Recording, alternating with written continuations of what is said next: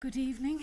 You're all very welcome here this evening, and thanks for braving the elements for this presentation.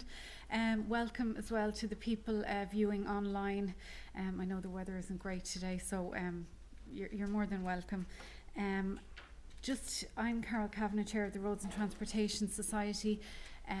Just to mention one or two things that are coming up shortly. We're going to have our next presentation on the 13th of February.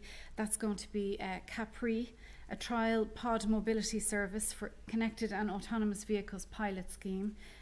George Lunt from ACOM is going to present that in February. And our road design seminar will also be coming up early in March. So keep an eye on our page there for it, but we will be advertising it. We've run it in different formats for the last couple of years, and it's been sold out very early on, so please do keep an eye out for it. Tonight's topic is very interesting.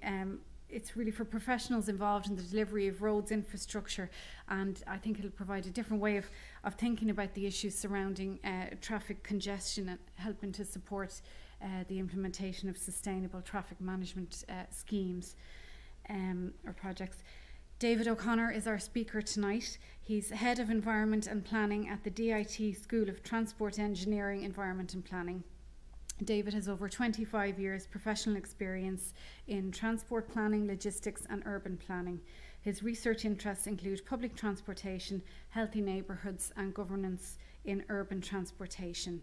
He's also the co-chairperson for the new Masters in Transport and Mobility, which is a new multidisciplinary postgraduate programme in transport planning at DIT, and that's commencing its first intake in January 2019, so we wish them all the best with that. And I just welcome David. Thank you very much for coming, and I'll hand over to you now. Thanks. Great, thank you, Carol, and thanks for the opportunity to be here tonight. You mentioned that I have the opportunity to give a very quick plug to the new MSc in Transport and Mobility, and I've said here on this slide that it's the MSc in Transport and Mobility at TU Dublin, because from the 1st of January DIT together with IT Tallaght and IT Blanchetown will become the Technological University of Dublin, to be known as TU Dublin. So it's perhaps a good time for us to start a new MSc in Transport and Mobility. A few very quick words about that. It is commencing in January 29. It's a 2-year part-time programme, very much targeted at people in practice or people in industry, so it's part-time delivery. For example, semester 1 is Thursday evening and Friday afternoons, so there's a light commitment, and hopefully people can maybe get involved if you're involved in industry or practice. The theme of the programme is very much multidisciplinary. I'll tell you a little bit about that. Very much engaged with industry, and both skills-based and reflective. And when I say it's multidisciplinary, the programme has been delivered jointly by 2 schools in DIT, ourselves, the School of Transport Engineering, Environment and Planning, and also the School of Civil and Structural Engineering.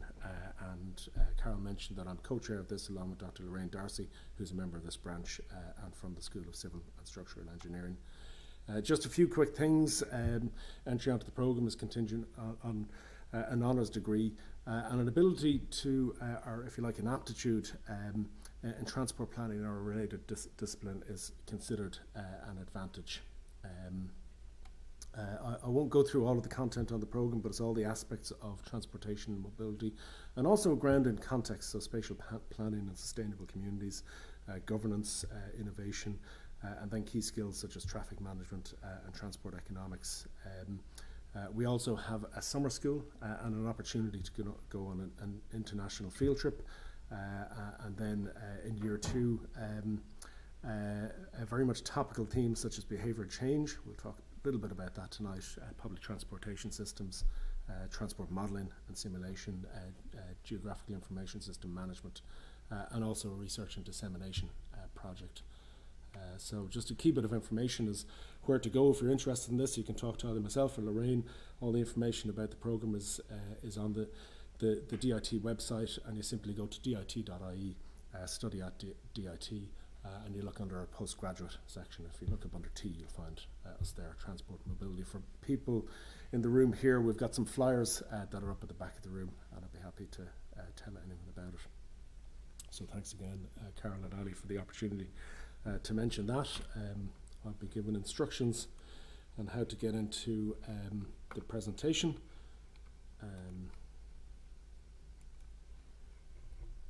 Great. Okay, so I was invited to talk on this topic of where will all the traffic go, and it's really about not so much about the concept of traffic reduction, but the issue of explaining it, which is, as it turns out from the evidence, almost as critical as the execution of a traffic reduction or traffic management program itself. Some of this stems from a piece of journalism, an article, an evidence-based article that I wrote for the Dublin Inquirer. And just to mention that most of the references in this presentation, so the slides I think will be available, most of the references are actually available in that article. So if you simply Google Dublin Inquirer, where it's published, where will all the city centre traffic go, you'll find that, and it's a linked article. But as I say, the slides for this are available. So what I'll talk about over the next period is, firstly, just a little discussion around definitions and what we mean by traffic reduction. Now, there's this other term, traffic evaporation, and sometimes these terms can be good, or sometimes they can cause you maybe more trouble than it's worth. Certainly talk about evidence and experience of traffic reduction, and there's lots of it there. And we'll talk a little bit, it's quite important to talk about how to explain the idea of traffic reduction. And I've just put a spoiler at the bottom there that it's a communications issue. So we'll see that as we go through the evidence. So where will all the traffic go? And certainly it's a very rational question, and it's one that might come from concerned community groups, it might come from retailers, businesses, business representative groups, and also elected representatives when any transport agency proposes a new traffic management measurement in their area. And the logical response might be, it evaporates. Do you really want to say that to a community group? And if you do you think they're going to accept that as an answer? No. The thing is that actually it does. Maybe that's not the best way of explaining it, and it's not very scientific sounding, but there's a sound basis for this, quite counterintuitive idea, and lots of evidence to support it too. So the question is how to explain it, and you can say it's happened in Copenhagen. On the right is Copenhagen City Square, and quite often, just like Trafalgar World Square, a link was taken off and the traffic continued to move and move very well, and you now get an excellent public realm that's improved and has improved access. But again, how do you explain this, and how do you work with a community group that you're trying to maybe get to accept a new measure? So backing up a little bit again and going back to this issue of definitions. So we've heard the term traffic reduction. We've also heard the term traffic evaporation. I mentioned that in the article. Or is it plain old traditional traffic transport demand management that we've sort of transport planners read about in our textbooks and refer to? So I just had a look at that, and what do we mean by traffic demand management, or TDM? You know, if we start throwing out three-lettered acronyms. So one very good resource on that is a publication by Stephen Eisen and Tom Rye of Napier University, the implementation and effectiveness of transport demand management measures. And they say that TDM, transport demand management, can mean a multiplicity of things. It can be economic measures, so simply to invest in one mode over another. It can be a fiscal measure, such as the Cycle to Work scheme. It can be a land use measure, such as planning, simply to restrict development in an area or promote development in another area. It can be information for travellers, such as journey to work apps and real-time passenger information, or even encouraging people not to travel at all and to promote working from home schemes. But the most traditional form of traffic demand management is what most people understand by it, which is traffic management measures, which is traffic restrictions, road layout changes, road layout use changes, horizontal, vertical measures, and things that will directly impact on communities and mobility and access in an area. So traffic reduction, or traffic evaporation if you like, usually relates to the latter. And it usually relates to behavioural responses to specifically physical traffic management interventions. Now, I mentioned my spoiler about communications, so it's really about the behavioural response and less about the measure itself. So that's a thing to bear in mind when talking about traffic management or traffic reduction. You're actually concerned about behavioural change, and we'll start to understand that a little bit more. The image in the slide is from the World Resources Institute, which is a very good resource, and an article on which is saying much the same as Rye and Ison, that traffic demand management it's a large house with a lot of potential measures, but traffic reduction is usually talking about the traffic management interventions and the behavioural response to that.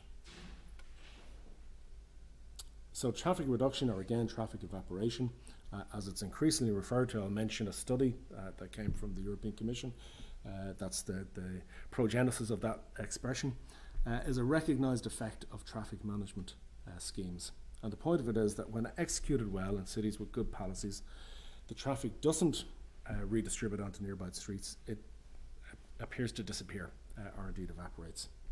And there's hard evidence, and there's the experience of other cities. And again, that's a difficult thing to communicate. On the right hand side, you have really the story of Freiburg. These are images from another article. The references at the bottom, Ralph Buhler and John Pusher, Sustainable Transport in Freiburg, Lessons from Germany's Environmental Capital. And you see the before after in Freiburg's Cathedral Square, Clara Strasse, and at the bottom, the Karl-Heinz Rach Brücke, the bridge, which was made cycle only. And you can't see just out of that picture, there's quite an incredible cycle station. It's very attractive. It's almost a feature in the urban landscape itself.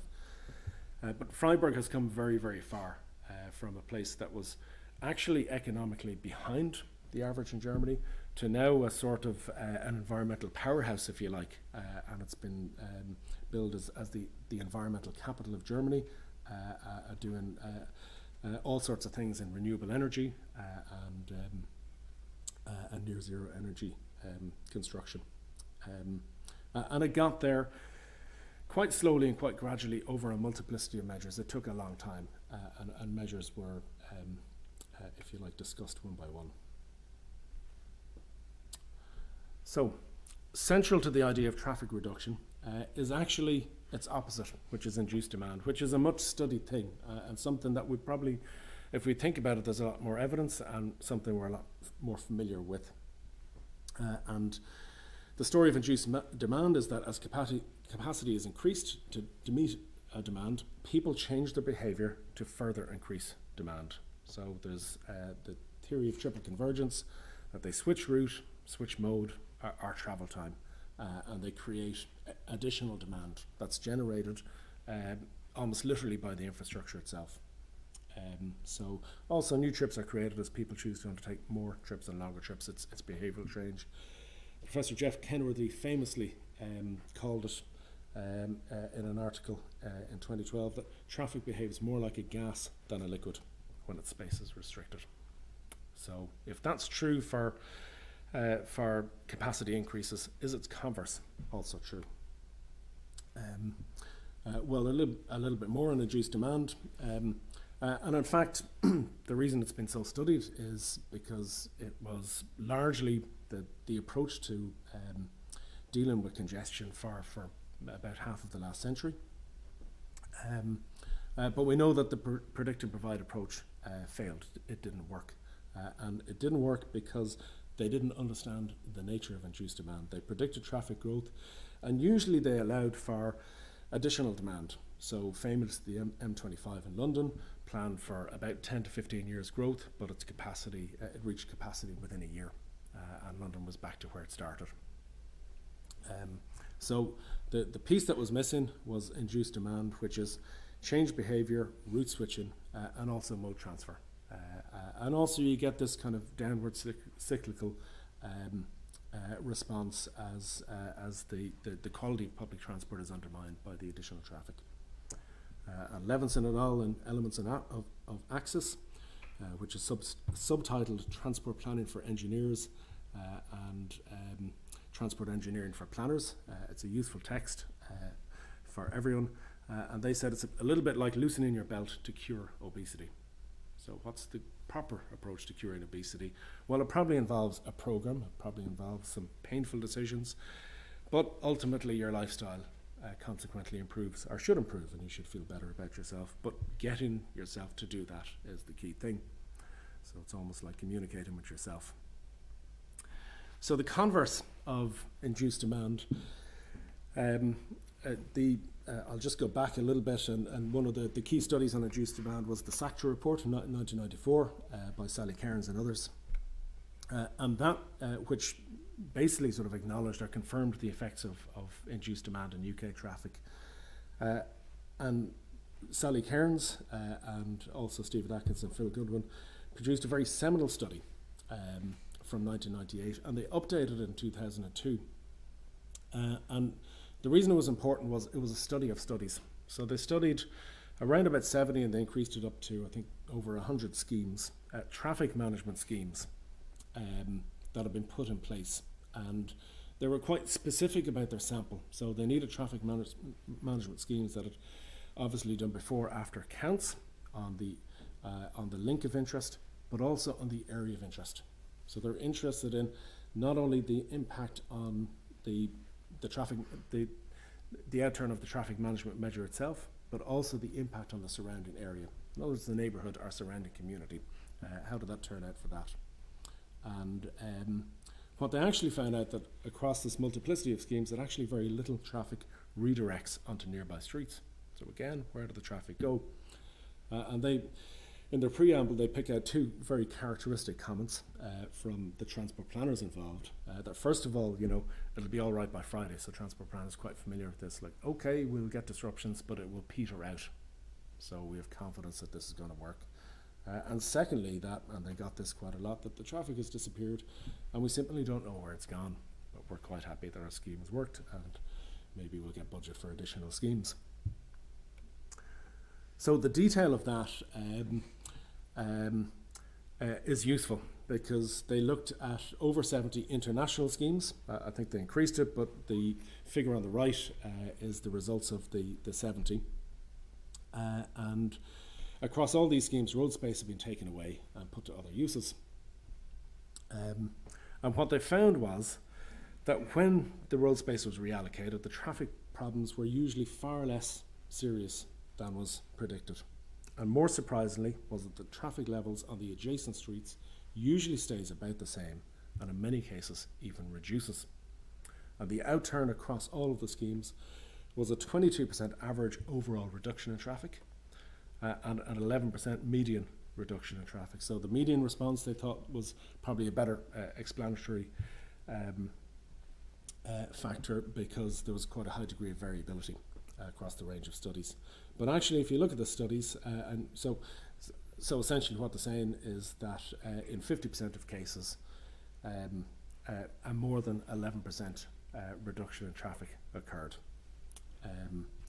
And actually, the higher variability was on the negative side, where a higher reduction took place. So there's even two schemes where more than 100% reduction took place. So how can that possibly be? What that meant was the traffic that was diverted away on the primary link, the overall reduction in the wider area exceeded that amount.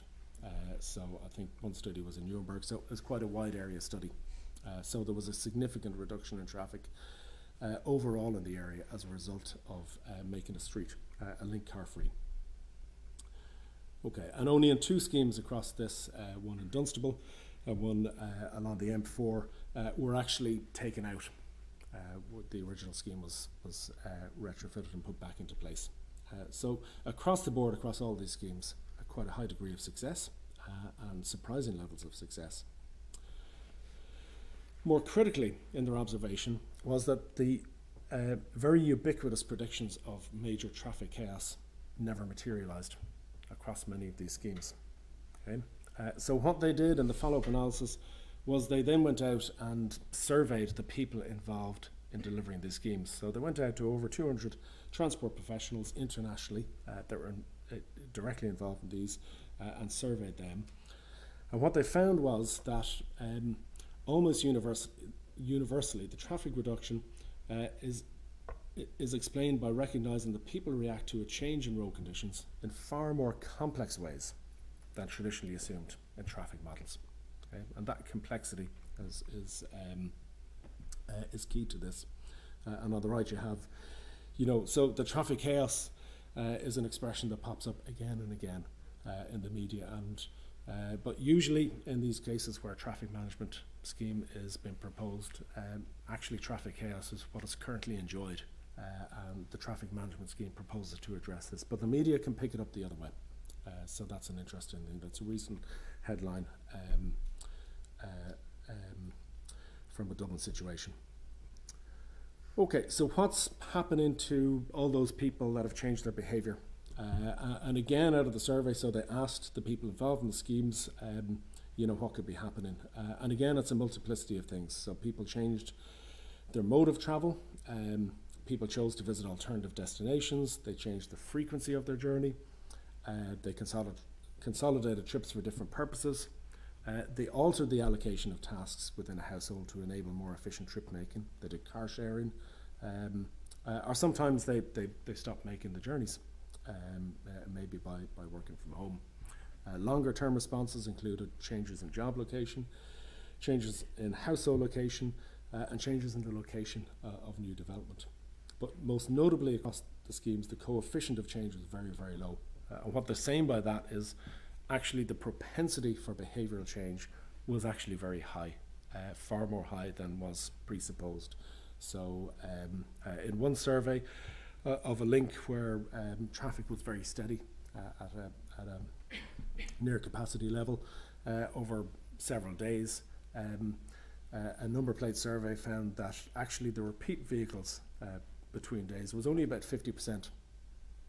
So a link has a level of behaviour, but it mightn't always be the same people using it from day to day. So people are actually on a daily basis doing different things, and their propensity to change their behaviour was higher than considered. Okay, so Goodwyn's paper was very, very useful because it looked at so many different case studies. That was followed up by a European Commission study in 2004 called Reclaiming City Streets for People, and this is the one that talked about traffic evaporation, and indeed that's how they explain it. They say that the traffic is evaporated, and they look at a number of case studies from Finland, England, Germany, France, Belgium, and they provide guidelines on what to do. So we'll have a look at what the recommendations are. I'll probably come back to Goodwyn's recommendations because I think they're quite useful, particularly in an Irish situation. And I'm going to look at just one of those case studies, the case study of Wolverhampton. Quite an interesting thing. So a mid-sized city, back in the 1980s, big problems with traffic congestion in the city centre, and also the fear of competition from out of towns. So what do we do if we do something to upset this traffic access to the city? We're going to lose out to other locations. And quite notably, it was a study by their own transport planners.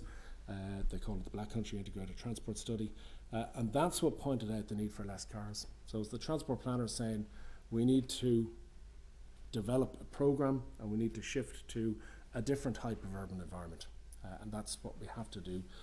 So the question is, how do we do that? They were very successful over time, and it was a phased programme, which Goodwyn picks out has been quite critical to do it in steps. And the Freiburg example is another very good example of that, where it's very much a phased programme. They got rid of about 8,000 daily through trips in the city. They effectively eliminated through trips from the city.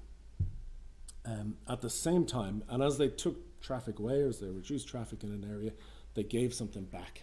So it was quite a phased programme, and it was, if you like, a whole organisation approach to improve the public realm and do something for the retailers. So the programme was rolled out in 4 phases and very much focused on economic development. So the fear was that we're going to damage the economy, but actually what we're trying to do is develop the economy. So that, if you like, was the impetus behind it. So any street closures were matched pretty much straight away by public realm improvements. So, again, very much a multi-departmental approach, quite important. Until eventually the through trips were gone from the city. You can see a layout of the city there. So it has its ring road. You can see the pedestrian quarters. You can see the car park locations. And access was restricted to active travel, public transport, taxis, badge holders, and access to car parking. I've mentioned it there. Okay. Key to the success of the programme was a very deep consultation exercise. So that involved communication, it involved leafleting, it involved radio advertisements, on-street advertisements, but also hand-holding with the retail organisations. In some cases, actually working together in advertising for the city. So you had the council actually putting out ads saying, come to the city, shop at the city, use these car parks here, and if a street closure was happening, that was announced, but also the benefits of going there and being able to walk about and enjoy the public realm. Clear successes, they won awards for the work, and they achieved city status as well. And they also had quite strong political backing, so that was maybe a unique situation where they had sort of cross-council backing for what they were doing, but they seemed to be quite organised in what they're doing. And what happened to the traffic was the traffic was reduced throughout the city, and pedestrian zones were implemented. On the cordon, on the ring road, traffic was actually stabilised, so you had about a 1% reduction. Okay. So that ring road actually started to work better without the through trips, and access to the city is obviously improved, and the city environment has done very well out of that. So quite a successful programme. A useful piece of evidence from Dublin is a study by O'Brien and O'Mahony of ACOM. It's a published report. Again, the link is in the article. And this was a closure of Chesterfield Avenue in December 2011. And they decided that this was a useful opportunity to do a study on what was happening on adjacent links. So they put in place a screenline study. And the screenline study showed that traffic reduced overall with very little evidence of local displacement of traffic. And they stated that, assuming they looked at 2 scenarios, a 6 to 9 of the evening scenario and a 24-hour scenario. And assuming no changes in the background traffic demand, as suggested by the independent data, a suppression effect of 30% is estimated between 6 o'clock and 9 o'clock. So the traffic was barred on the principal avenue, Chesterfield Avenue, and there was very little evidence of displacement, so the overall level of traffic reduced. So it's quite an interesting study. And also from we've had a very successful programme of QBC implementation across the city, and this data is actually from a city council. Again, I think the link is in the article. Their own study and presentation to the council chamber, I think in the build up to the Bachelor's Walk bus gate, and they just looked at the results from the North Frederick Street bus gate in 2002, and the implementation of that bus gate had quite an extraordinary effect on southbound car traffic on O'Connell Street from 1,100 vehicles to 74 only. So it's quite significant, that's quite profound, and no real impact on the surrounding area, on Gardner Square, Mountjoy Square. There's no record of traffic saturation. I've even spoken to some of the community groups up there who would have been involved in the time, and they said, well, they were actually quite supportive of. So you have a lot of sort of heritage and conservation groups, and they supported the proposal to reduce traffic in the area. Similar impact at Parkgate Street. Just something to note is the way this was reported at the time, over on the right hand side. So you've got a different type of headline, and I think that's quite noticeable. New restrictions planned for Dublin traffic. So that'll be my way of if you can get your media to accept that changes are for the wider good, that can certainly be very, very helpful. Quite different from the more recent headline that I've also shown. Okay, so getting to the end, and I want to go back to some of Phil Goodwyn's recommendations for how to deal with communicating these issues. But just a little bit, maybe to go around the world, and those papers are going back a bit, and things have probably moved on and have been accepted in a lot of places. But the key points are still very much there. So it's noticeable that New York Traffic Commissioner, former Traffic Commissioner Janet Sadiq-Khan, in her text, which she called street fight. She called it a street fight.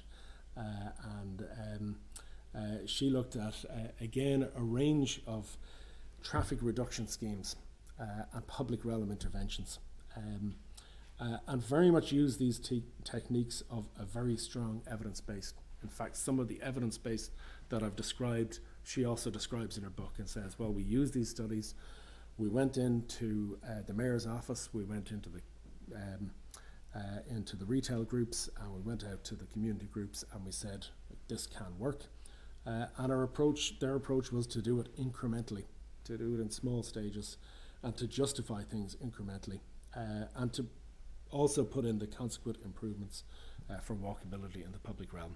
And there's lots. I haven't shown images of Times Square and Broadway. They're probably more well known, but there's lots of very, very strong examples. The High Line is probably, Broadway is very well known. The High Line in New York has almost become a victim of its own success. So successful has it been, this sort of walkability scheme through an area that the sort of artist groups and urban activists, if you like, they've been priced out of the area, so they're none too impressed with that. And again, another wonderful resource is the website Herbi.com, and it's interesting because it's an open source project, and what they're doing is they're encouraging people around the world to take a traffic management scheme and a public realm scheme that you like, and take an image of it from Google Street View and to go back into the Google Street View timeline and post an image of, so it's a worldwide open source resource of before after schemes, and when you actually see them, it's quite an impact when you look at it on that scale. This is one from Budapest where an underpass was taken out on the public realm. So the link is still there, there's even some parking, but you can see quite clearly there's a public realm improvement, and the shops seem to be still there. This is OConnell Street. That's OConnell Street in Auckland, New Zealand. It's a while since I've been there, but just around the corner is Queen Street, and it's actually a long time since I've been in Auckland, and I hear an awful lot about the Britomart scheme and the public transport improvements there, but they're also backing those with significant public realm improvements, and footfall on this street has gone up by between 60 and 70% as a result of these, so business has improved. Okay, and I'll probably finish on this, which is a more structured approach, if you like, to traffic reduction, and also engaging with communities on these, and it's the Healthy Streets approach in Transport for London. And it's an interesting one to really finish on because of the structure behind it, and because of how central it's become to transportation strategy there. It's very much at the centre of the Mayor's transport strategy, and the focus isn't on traffic reduction. The focus is on health, well-being and equity, so much so that they have a Healthy Street check for designers, and you go through it, and that in turn is based on their 10 Healthy Streets indicators, which are all health focused, to do with air quality, to do with access, and to do with the quality of the public environment. And you can find out a lot more about it by googling Healthy Streets for London. And Mayor Sadiq-Khan has committed 2.1 billion to such schemes, or you can go to the healthystreets.com website for a little bit more academic analysis.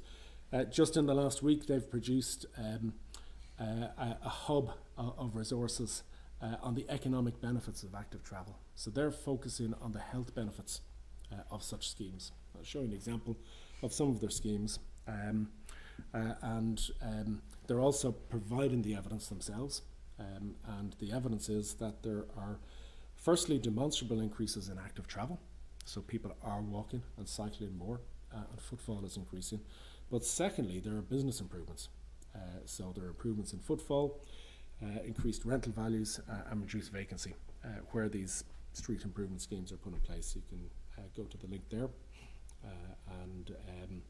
It's nice that they've even used some evidence from Dublin, some data that has been produced by DRT. And an example of one of the healthy streets, one of what have been termed the mini Holland interventions at Waltham Forest. So they've removed the through traffic. They've almost created these quite un-London-like environments where you have children playing, and links are closed off to car traffic, but they're accessible for pedestrians and cyclists. Very, very age-friendly, some tree planting, so quite high-quality public realm improvements. Probably not hugely expensive surfacing here, but nicely done. Some nice cobble blocks, and the tree planting is very good. And very much community focused and creating a calmer, healthier, nicer environment. And again, with the focus on health and impacts on people's health. Some before and afters at two locations, Orford Road and East Avenue. And there was opposition, so there were political groups and there were retail groups. So there was a protest where sort of, coffins were carried down the street by retailers. But in truth, the street was already dead. It just wasn't a very attractive urban environment. Now this is a destination, and it's become sort of hipstered, if you like, and people are going there, and business is up on the street as a result of this. So very, very positive. So what's the advice from all of this? Well, I'm going to go back to Goodwyn's paper, because I think it's quite a positive. He says 4 things, or the authors say 4 things. They say, first of all, get schemes right at the beginning and ensure that all the details are implemented correctly. And they pick out the lesson of one of the 2 sort of failed schemes. One of them was in Dunstable, and actually the analysis was they got some of the signal settings wrong at the start, and that was enough to get the bad news headlines into the newspapers. And as one transport planner said, the media had their headlines and that was it. So it was taken out. Also, there was a delay in the opening, so it opened at school time.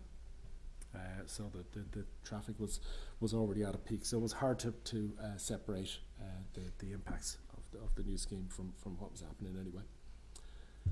Secondly, to monitor all issues of controversy, so the critics can be met with facts and ensure the facts are readily available as soon as possible. So to monitor and to be ready with the information.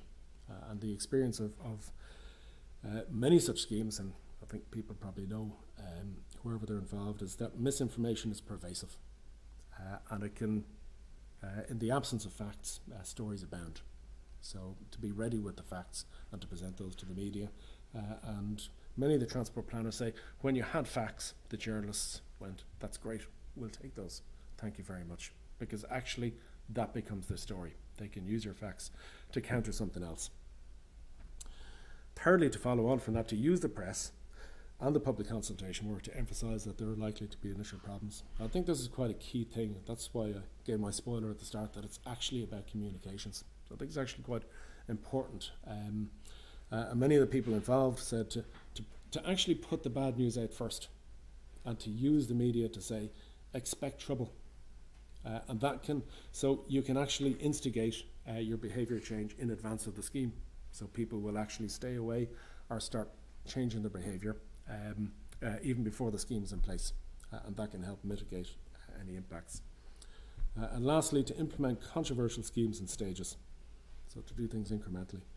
Try to influence any potential side effects so that they're positive rather than negative, and to ensure that the benefits from each stage are obvious. So I think that idea of incrementalism is quite a salutary lesson across so many schemes, and it was very much demonstrated in the success of Wolverhampton.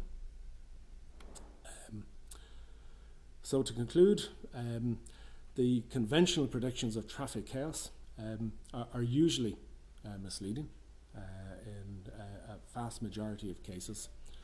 And also that the evidence suggests that the potential for behaviour change is far greater than most people are ready to assume. So the negative impact can be mitigated, and you can expect behaviour change, and you can expect these schemes to work. Certainly, if more than 50% of schemes experience an 11% in overall reduction in traffic, then that's very positive if you want to be in the top 50%. And lastly, is to manage your schemes, is to manage how they're perceived by the public, and also how they're reported in the media has been critical to their success.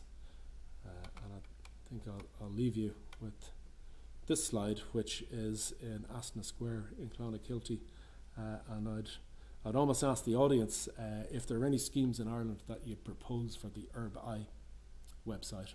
Are there any places where you'd go out and take a snapshot of now and a snapshot of how it was and put it up there as a successful example of traffic reduction? This is the first one that springs to mind for me. I think it's very, very successful. A link was removed, the traffic behaved better, and business improved. And it's a very, very attractive and pleasant place to be. So I'll leave you with that. Thanks very much.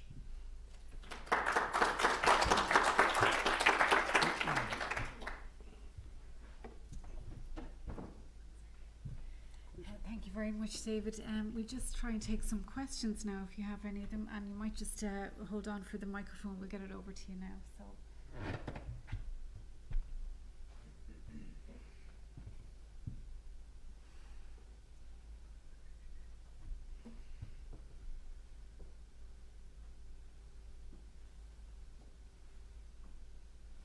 Any questions?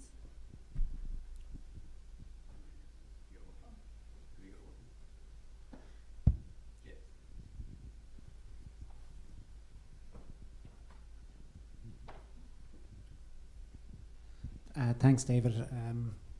Great presentation this evening. Oliver Dalton from the NTA.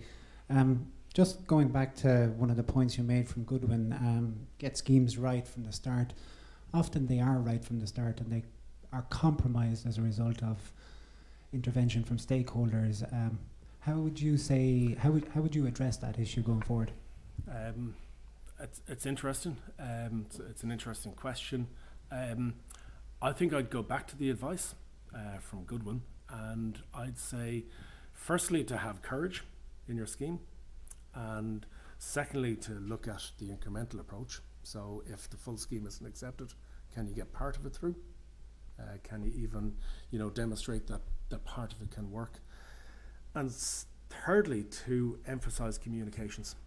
And I think that's something, and perhaps it's an issue of how we invest in such schemes, that quite often all the work is left to a single department or to the transport planners. But communications is a skill, and it's a skill that I don't want to take on because I'm not trained in communications, and other people's are. So maybe it is about that, and I love to see projects where there is an integrated approach, and where there's a communications involvement, because I think working with community groups and communicating with them can lead to a great deal of success. So I think that investment in communications is quite important, and it's a key skill as well. I don't know if that sort of responds to the issues that you might have in mind.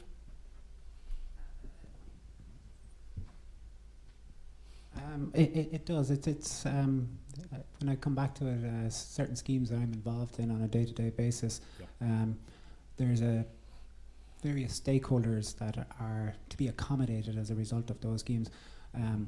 But I suppose we're trying to achieve that mode shift that you're suggesting in most of the slides. But there's also a competing interest from business, there's a competing interest from general traffic, there's a competing interest from other stakeholders, which can marry together in a lot of these schemes if you get the right message out there from the start. Often I find that we're fighting a losing battle before we ever begin because of that message, and I'd certainly subscribe to the communication plan that you're alluding to. Yeah, okay, I'll Just I don't want to talk about schemes or particular schemes that people might be involved in, but I'll talk about the DRT Grange Gorman scheme as something where they've been successful at communicating and engaging with local community groups, and it's been all about the engagement, and it's been very, very strong, and simple things like putting the playground in first, so people sort of, there's a benefit, and opening up, and some of the issues there were opening up links that community groups are very, very fearful about. So they've had this gradual approach of opening up links partially during the day, even giving out fob access to stakeholders and individuals, and then increasing the level of openness and doing it gradually over time. But actually been quite upfront and working very, very closely on the ground. But it takes investment, and it takes a lot of different skill sets to do that, I think. Yep.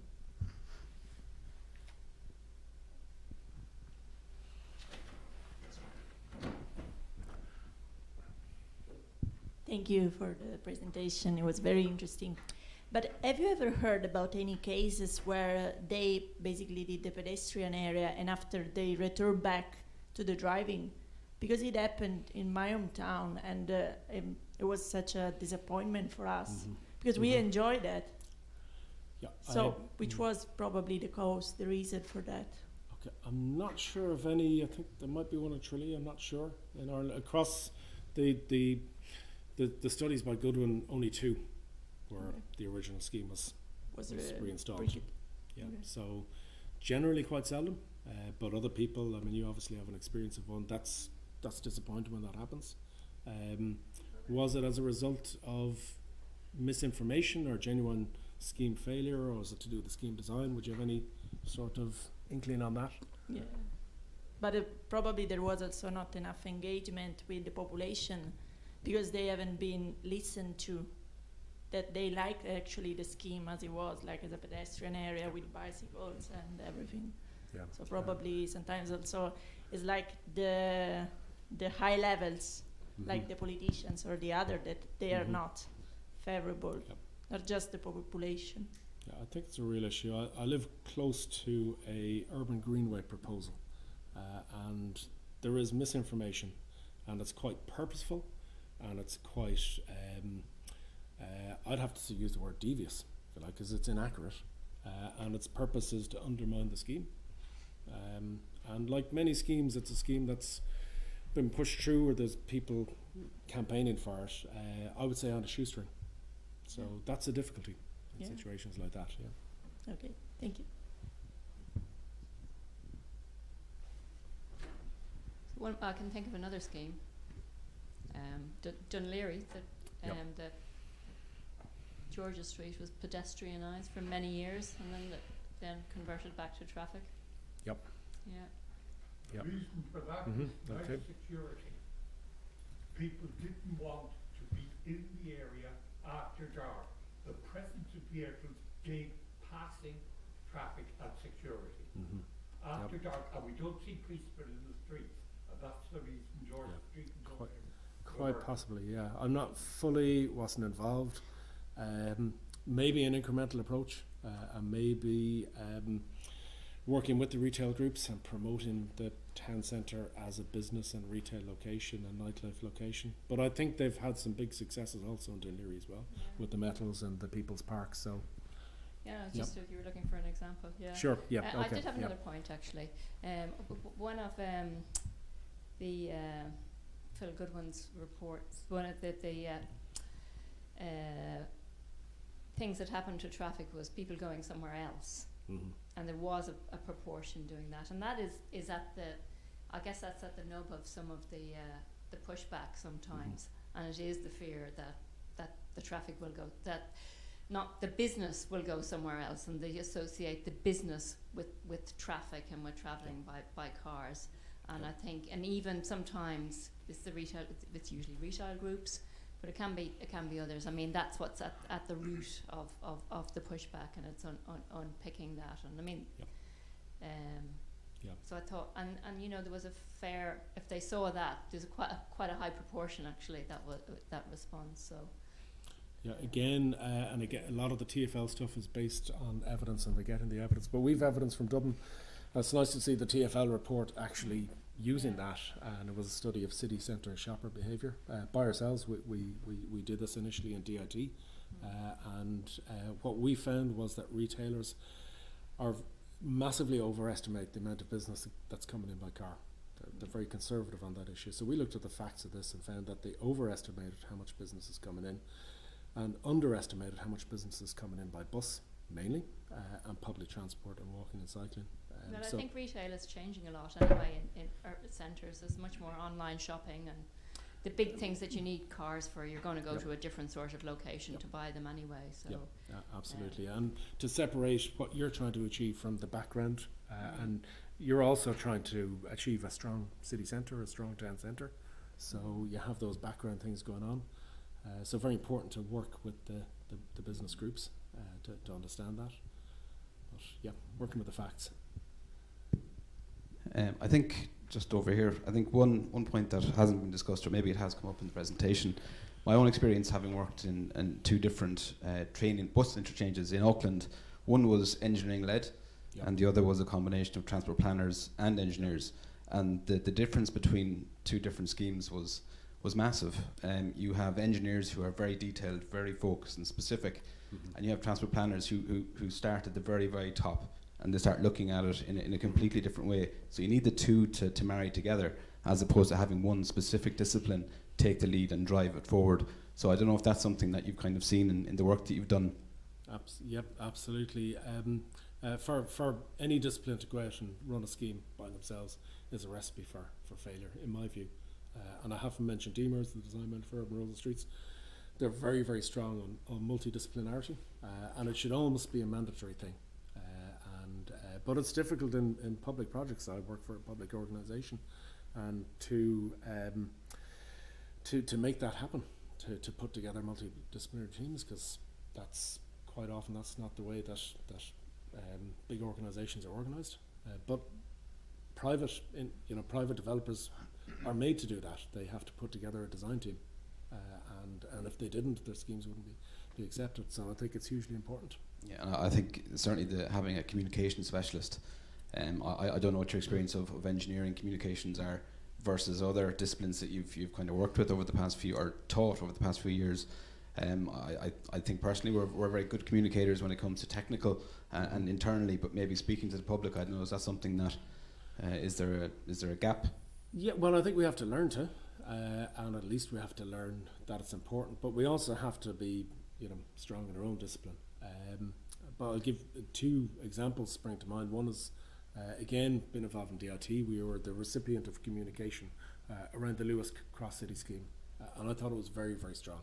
It was up front. We were registered as a business, and if there were works coming to our area, we were notified in advance. There were breakfast meetings. There was communication, and we were told there are going to be problems in your area, but the problems will be for a defined period, and that was acceptable. And I think that must have been very, very important, and must have been very helpful to the transport planners.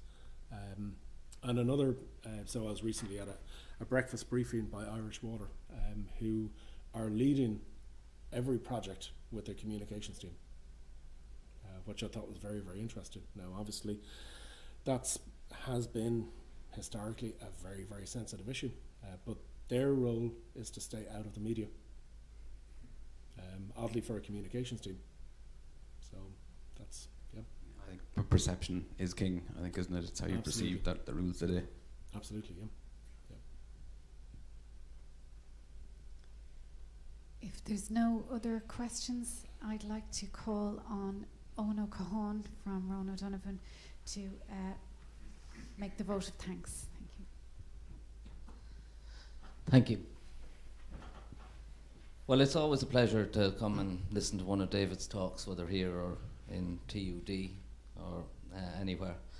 This was no exception. It's a pity there's so few people here tonight, but the weather and probably the lack of such schemes around the city frustrated people trying to get here. Just in terms of places you could look at, examples around Ireland, Oliver Plunkett Street in Cork jumps to mind, and all the streets around it. And I was down in Waterford city centre lately. There's a few nice pedestrianised streets there, which I don't imagine are pedestrianised for too long. one of the problems we face trying to deliver schemes is all the steps we have to do beforehand to justify them. And they really frustrate the thing.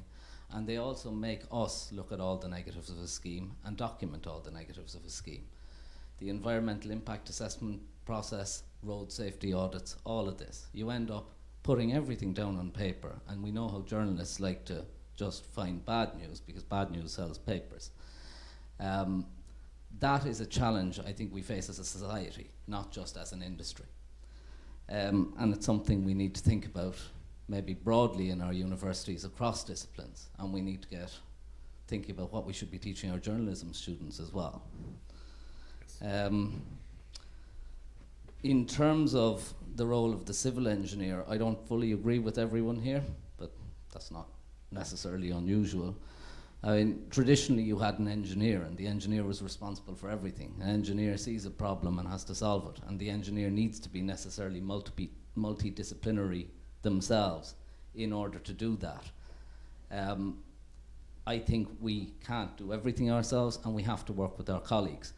But I don't see it as necessarily the future that the engineer shouldn't have the capacity to lead the team and to understand the communications issues and the transport issues and the civil engineering issues, etc.